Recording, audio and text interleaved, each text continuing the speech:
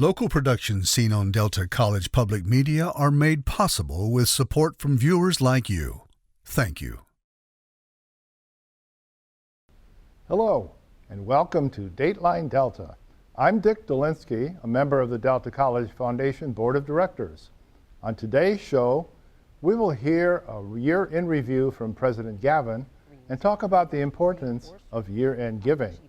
We will learn about a new book written by a Delta College English professor and watch the next segment of Perspectives. Next, we'll hear how a student is finding their way, the Delta way, and after months of construction, we'll visit our K-Wing dedication. To wrap up the show, we will learn about scholarships and listen in on the 20th annual Winter Holiday Concert.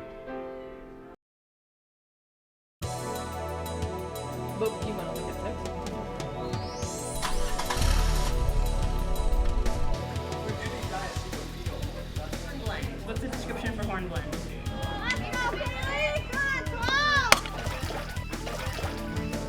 I'll come around and make sure you're all set up. Okay. All right, so we're going to do a side-to-side anastomosis. Associate in Arts.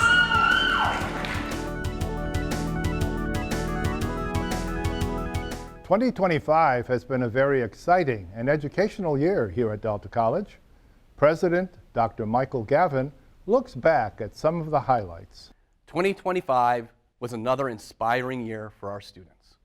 For the fourth consecutive year, we successfully increased our enrollment and graduation rates, with overall enrollment up 17.5% and completion up 33% since fall 2021.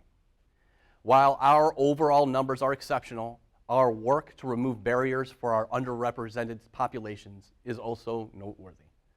Male student enrollment has increased 19.5%, veteran student enrollment has increased 21%, and Black and Hispanic enrollment has increased 29% and 19% respectively. All at faster rates than our overall student increase, which is a promising sign that our strategic plan, the way forward, is working. We welcome students from all walks of life, at all ages, from dual enrollment to adult students. The work we are doing in the community is beyond exemplary. For several years, we have maintained a partnership with STARS Public Transportation in Saginaw, which provides a direct route from our downtown Saginaw Center to our main campus completely free for all Delta students and employees. This year, that partnership has expanded to provide free transportation on all STARS routes. I'm also pleased to share that, for the 10th year in a row, Delta College has been named a gold level status veteran-friendly school by the Michigan Veterans Affairs Agency. We established new streamlined transfer pathways with Wayne State University for welding, history, and global studies students, and completed a major renovation to our K-Wing to better support students pursuing careers in the growing fields of cybersecurity, network administration, information technology, office management, and more. In addition, this renovation will further support our efforts in building training pathways for semiconductor manufacturing, addressing area employer needs. Wins outside the classroom are also worth cheering for. All three of our fall sports teams had exceptional seasons. Our men's golf team claimed the MCCAA Eastern Conference title. Our women's volleyball team claimed their second consecutive NJCAA Region 12 championship. And our women's soccer team secured their second consecutive NJCAA Division III National Championship title. All firsts in their respective program histories. With so many great wins, there are bound to be some great losses, beginning with the loss of a true pioneer whose legacy is cemented in the very foundation of Delta College, President Emeritus Donald J. Carline. For more than 3 decades, Don's vision of the evolving role of community colleges shaped Delta into the place of innovation and opportunity it is today. Another loss comes in the form of cuts to federal funding for Corporation for Public Broadcasting. As one of only a handful of community colleges in the nation with its own public broadcasting center, we were directly impacted by this sweeping change. We are still working to close this funding gap of nearly $1 million annual dollars. But with the relentless support from viewers like you, we believe it's possible. If you haven't already, please consider becoming a monthly sustaining member or increasing your current monthly gifts. With your generous support, we will continue bringing you locally produced documentaries, news, and the shows you've come to love. Finally, you may have heard the news of my impending resignation.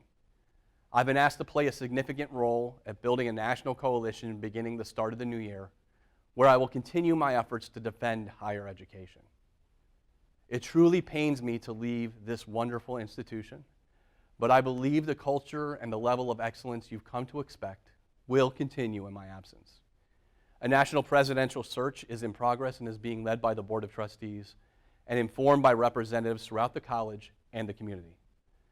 I want to emphasize that we succeed at Delta only because of community support that we have, and I want to thank you for all of that support.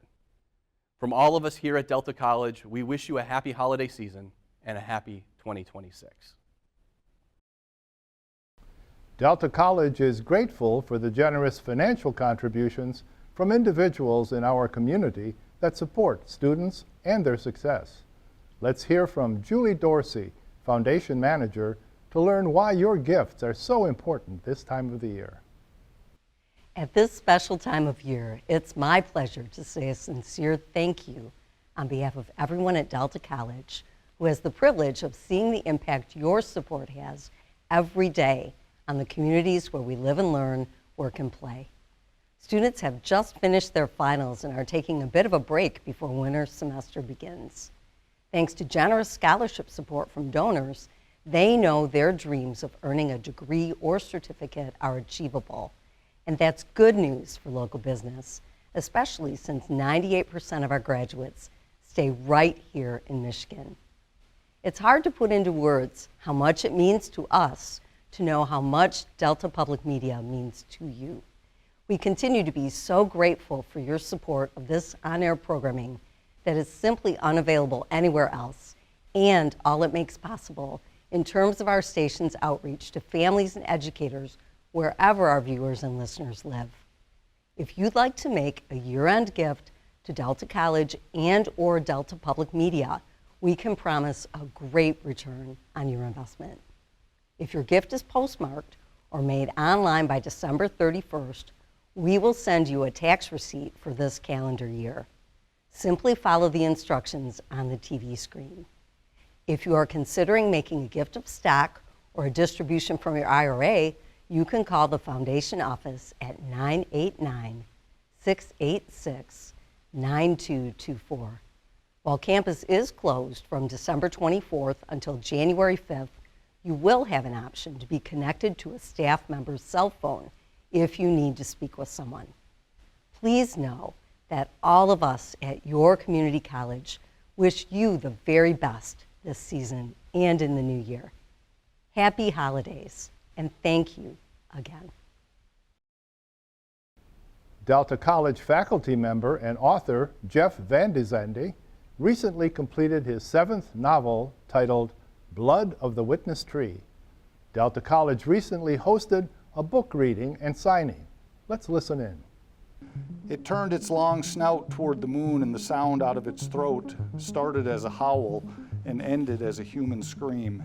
Blood of the Witness Tree takes place in the Pigeon River Forest. It takes place about 10 years after the completion of the first book, The Dance of Rotten Sticks. And though he thinks he's taking his son on a fly fishing trip for them to bond, they too have been lured to the forest by forces that have other plans for them. The creature approached slowly, dropping down to all fours and crawling toward him. Its eyes stayed locked on his one open eye. Saliva dripped over the edge of its lower lip and drooled in ropey strands to the ground. Maggots crawled in and out of the holes of its rotting antlers. I've been writing for since I was early 20s. I'm 55 now, so started with poetry and then eventually turned to short stories, eventually novels, took a break from that and did a lot of screenwriting and filmmaking, and now as a result of the interest in horror, I'm back to working on novels. I've had the opportunity to go to quite a few Michigan libraries over this past October and do a presentation not only on my book, but I've been doing a presentation on the history of Gothic horror and some of the elements that a reader would find in Gothic horror. One of my favorite chapters, and I think because it gives me a good reading chapter for Blood of the Witness Tree, chapter 15 has Isaac going into a cabin, an abandoned cabin. He hears an infant crying inside the cabin, and he has to investigate that. And for me, it's a fun chapter to read. It's kind of I need a little front loading, but it is a standalone chapter too, and it does have very spooky elements, so it can give a flavor for the horror aspects of the book. He climbed up to his feet and listened. Above him, the cabin had gone still. The voices and pounding were silenced. The baby whimpered from somewhere nearby, sounding exhausted. The most challenging part of writing either book was self-doubt. That because I am not I can say definitively I've never read a horror novel, other than if you would consider like things that I read during my English major, like Dracula or Frankenstein, as horror novels. But the biggest challenge with both books would be imposter syndrome. Like, what am I doing writing in this genre that I'm unfamiliar with? And so continuing to press forward with the fear that maybe it was going to be, the books would be too serious for horror readers and too horror for serious readers. But some of those fears have been quelled because the book, especially The Dance of Rotten Sticks, has been well received. For those interested in getting a copy of the book, probably the easiest way would be to go to Amazon. It's on Kindle Unlimited, it's on Kindle, there's paperback versions available. There's not an audio book yet, unfortunately. Also, there are copies at Bookmarks bookstore in Midland, which is downtown Midland, a relatively new indie bookstore, definitely worth supporting. And also at the Mill Street Diner up in Vanderbilt. Now, it's time for the next installment of Perspectives, where Delta's president, Dr. Michael Gavin, shares a community college perspective on national topics in higher education. Thank you for joining me again. Last month, we talked about the implications of politics in higher ed and what they mean for you. Some of those implications actually impact what you can learn in the classroom. Having been a scholar of arts and humanities, you see that right now there is significant worry about how those disciplines would be affected as a result, not only of the budgets, but also laws that are coming across the country that suggest that certain topics are not okay to teach or learn about. In a world in which it seems like our civic discourse has been decimated, one of the worst things that we could do is not pay attention to the art and the humanities that comes out of the best thinkers of our time and before. The way that we imagine the world often is a result of the books that we read. And so what we study now actually predates the kind of world that happens tomorrow. As we start to eliminate what can be taught, whether it's about race, gender, sexuality, or just general ideas that we see through poetry, we limit the imagination, we limit the innovation that can happen, and subsequently we really don't know what could be as a result of some of the decisions that are being made. Moreover, there's something to be said that gets lost in a lot of the discourse in higher ed about beauty and art and arts for art's sake, and the aesthetic pleasure that one can get from watching a really good movie, from seeing a nice statue or a nice photograph.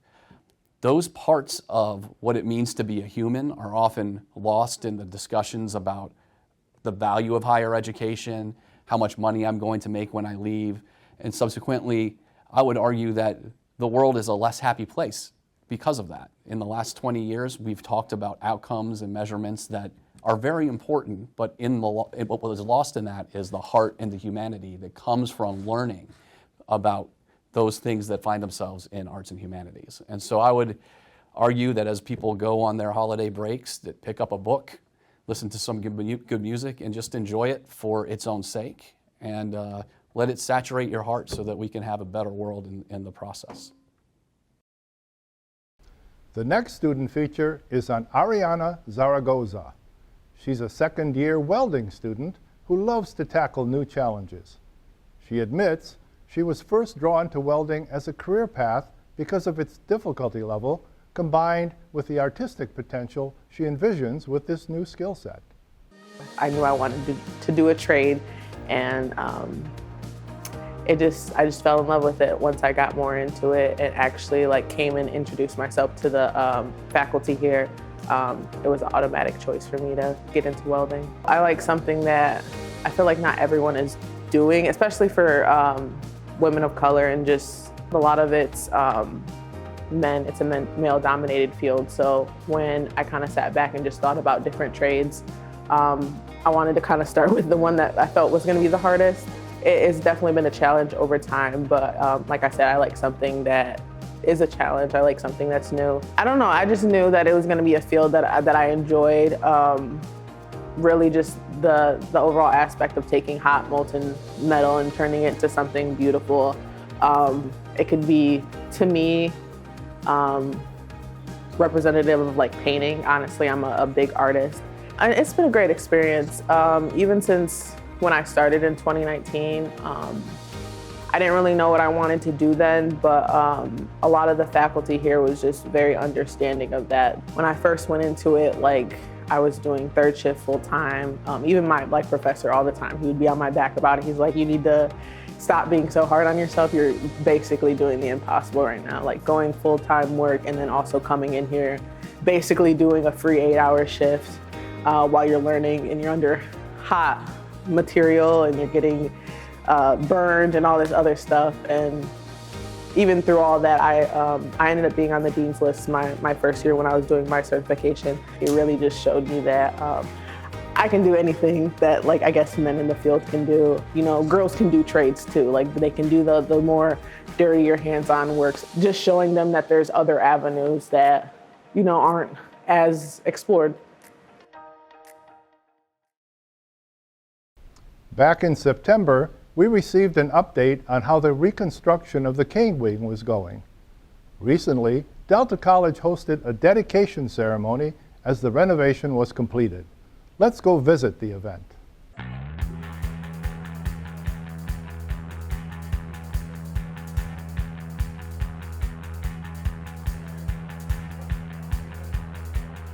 I'm so glad that you're able to join us this morning as we unveil this renovation. It's the home of our information technology and computer science-based classes. We know that these programs play a significant role in meeting the needs of employers throughout the region.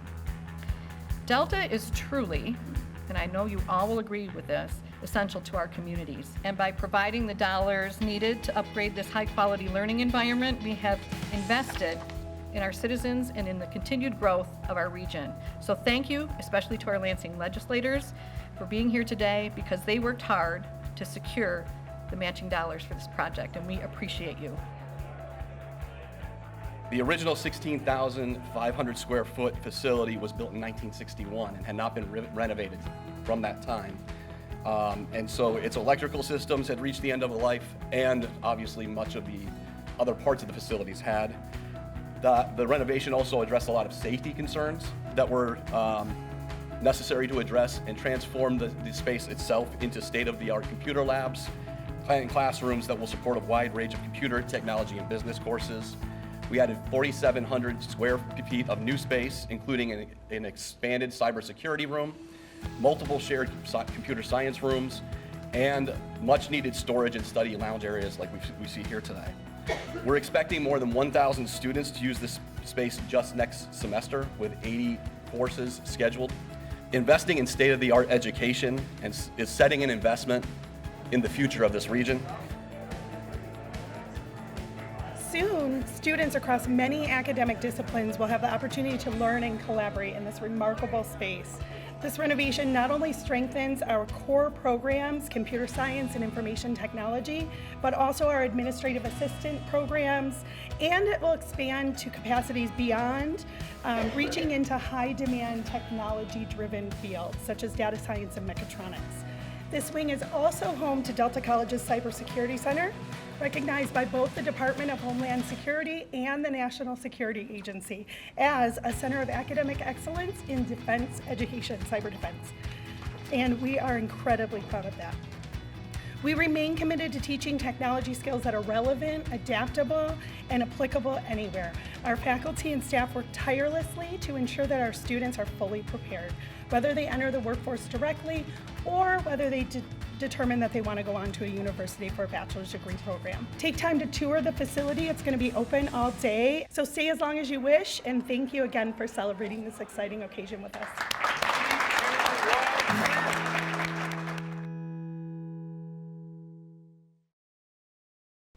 Scholarships are crucial to many Delta College students who require financial assistance. Not all scholarships are based on financial need, so all students are encouraged to apply. For more information about the scholarship process, we spoke with Julie Dorsey, Foundation Manager. The fall semester has just wrapped up and the new scholarship season is ramping up. Thanks to the life-changing support of generous donors who provided over $1.1 million during our last round of scholarships, current students are making tremendous strides toward their academic, personal, and professional dreams. Applications for fall 2026 and winter 2027 scholarships just went live, and we hope to award even more financial support to the next group of recipients. There truly are opportunities for everyone, and all applicants completing this simple online form before Wednesday, February 4th will automatically be matched with and in the running for each scholarship they qualify for. It's just that easy and that impactful. For more information, you can scan the QR code or visit the link at the bottom of your screen. You can also call the Foundation office at 989-686-9224. And if you'd like to be more involved in the process as a scholarship reviewer or donor, we would love to speak with you about the return on your investment. I want to thank Julie and all the members of the Delta College Foundation for all they are doing to help Delta College students succeed.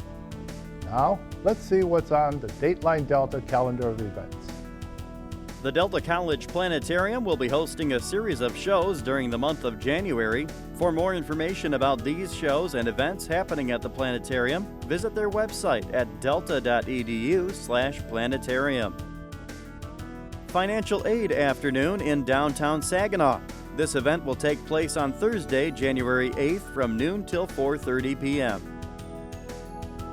For further information on these events or other campus activities, contact the Office of Marketing and Public Information at 989-686-9490 or visit our website at www.delta.edu.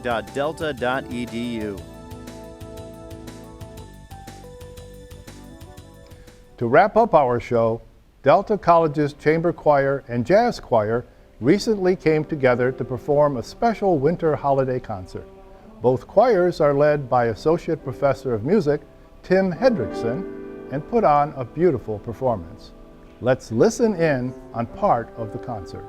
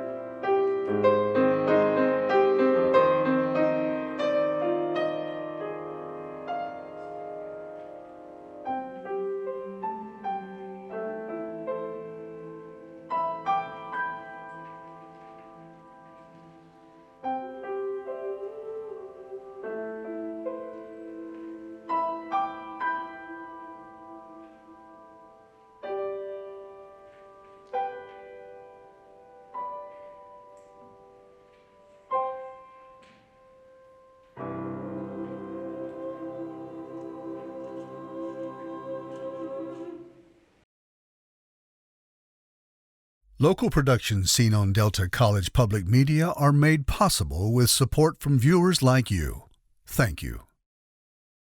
Thanks for watching. If you enjoyed this video, please like, share, and subscribe. And make sure to click that bell icon to stay notified when we upload new content. Videos like this are only possible because of viewers like you. To help support this channel, click on the link in the description below. We'll see you next time.